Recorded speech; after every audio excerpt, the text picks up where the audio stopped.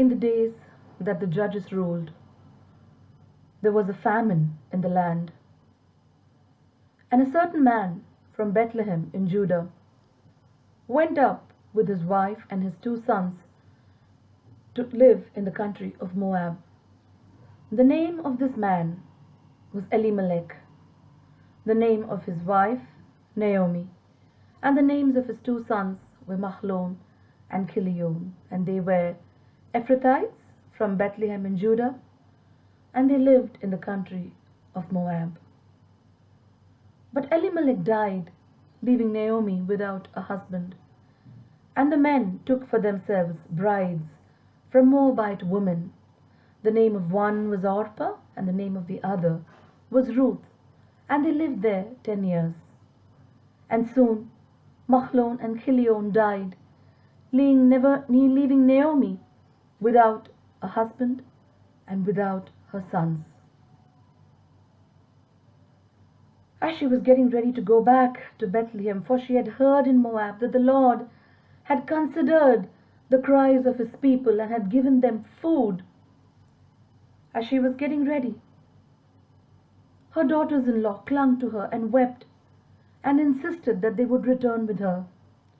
But Naomi said, "No, my daughters, go back to your mother's houses.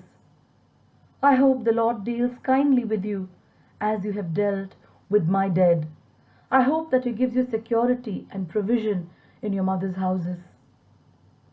But the women insisted, and they clung to her, and they cried. And Naomi looked at them and said, "No, my daughters, I'm too old. I'm too old to have a husband. And even if I did get married tonight and have a husband and have sons, you might have to wait a long time before you get married. I have nothing. Return to your mother's houses."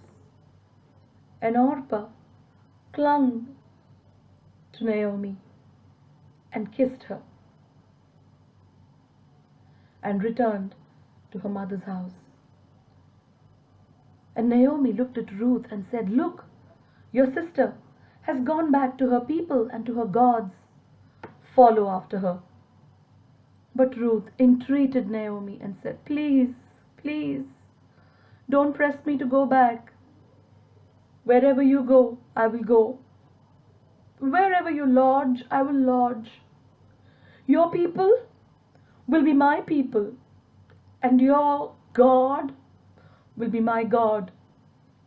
Wherever you're buried, there will I be buried also.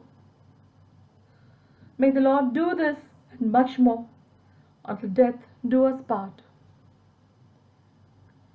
And as Naomi looked at Ruth and knew that she could not convince her to go back, they began their journey towards Bethlehem.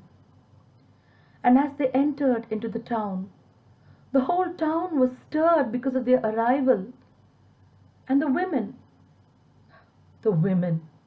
looked at one another and said, "Is this Naomi?"